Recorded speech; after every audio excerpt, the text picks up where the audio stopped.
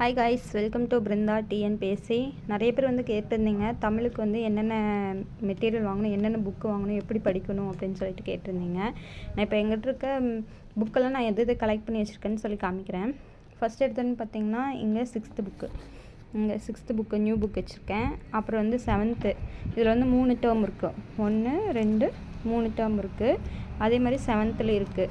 7th வந்து new book. இதெல்லாம் இது பார்த்துக்கோங்க. 7th டேர்ம் 1, டேர்ம் 2ன்னு இப்படி இருக்கும். டேர்ம் 3 இது இருக்கும். சரிங்களா? அந்த புக்கு கலெக்ட் பண்ணி வச்சுருக்கேன். அப்புறம் 8th அதே மாதிரி இது வந்து என்னென்னு பார்த்தீங்கன்னா நியூ புக்கு. இங்கே வந்து கீழே ஓல்டு புக் இருக்குது. அப்புறம் இது 7th ஓல்டு புக்கு. இந்த இது 7th ஓல்டு புக்கு வச்சுருக்கேன்.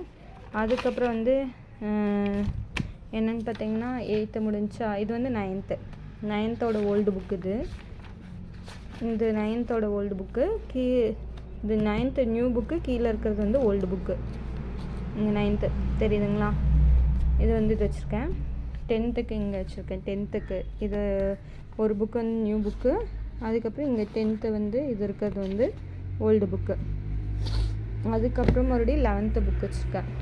அதுக்கப்புறம் வந்து அது இல்லாமல் இங்கே வந்து என்னென்னு பார்த்தீங்கன்னா இது வந்து கவர்மெண்ட் மெட்டீரியல்னு சொல்லுவாங்க. இது தனியாக நான் வாங்கி வச்சுருக்கேன், கவர்மெண்ட் மெட்டீரியல். அப்புறம் அது இல்லாமல் பார்த்தீங்கன்னா நான் இந்த சிலபஸ் வைஸ் ஒரு சிலவங்க கம்ப்ளீட் பண்ணுவாங்க பார்த்தீங்களா, அது மாதிரி நான் ஒருக்கா ஃபஸ்ட் எடுத்தோடனே சிலபஸ் வைஸ் வந்து முடிச்சிருக்கேன். புக் வைஸ் ஒருக்கா, சிலபஸ் வைஸ் ஒருக்கா, இப்படி ஒருக்கா முடிச்சிருக்கேன். இப்போ வந்து இது என்னென்னா இப்போ 15 கீழ்கணக்கு நூல் அப்படின்னா அதுக்கு தனியாக இந்த மாதிரி மெட்டீரியல் வந்து போட்டு வச்சுருக்கேன். இதுலேருந்து இப்படி இதை நிற்கிற மாதிரி இது ஒரு மெட்டீரியலுங்களா. அப்புறம் சிற்றிலக்கியங்கள் அப்படின்னா இது தனியாக மெட்டீரியல் வச்சுருக்கேன்.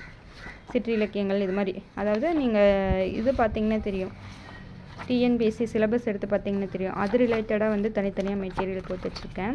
இது வந்து என்னென்னு பார்த்தீங்கன்னா கம்பராமாயணம், ராவண காவியம், இது மாதிரிலாம் வந்து இதை வச்சுருக்கேன். அப்புறம் அது இல்லாமல் வந்து என்னென்னு பார்த்தீங்கன்னா இது இலக்கணம் வந்து எப்படின்னா இலக்கணத்துக்கு வந்து தனியாக நோட்டு போட்டு நான் எழுதி வச்சுருக்கேன். தமிழ் இலக்கணம் அப்படிங்கிறது நமக்கு ஈஸியாக படிச்சுக்கலாம், ஈஸியாக தெரிஞ்சுக்கலான்னு இலக்கணத்துக்கு தனியாக நோட்டு போட்டு எழுதி வச்சுருக்கேன். அப்புறம் மறுபடியும் பார்த்திங்கன்னா இது இந்த உரைநடையெல்லாம் இருக்குது இல்லைங்களா, உரைநடை, செய்யுள் அந்த மாதிரி இருக்கிறதுக்கெல்லாம் தனியாக இதுக்கு நோட்டு போட்டு பாயிண்ட்ஸாக எழுதி வச்சுக்கிட்டோம்னா நமக்கு வந்து ரிவிஷன் பண்ணுறதுக்கு ஈஸியாக இருக்கும். இந்த இது வந்து எழுதி வச்சுருக்கேன்.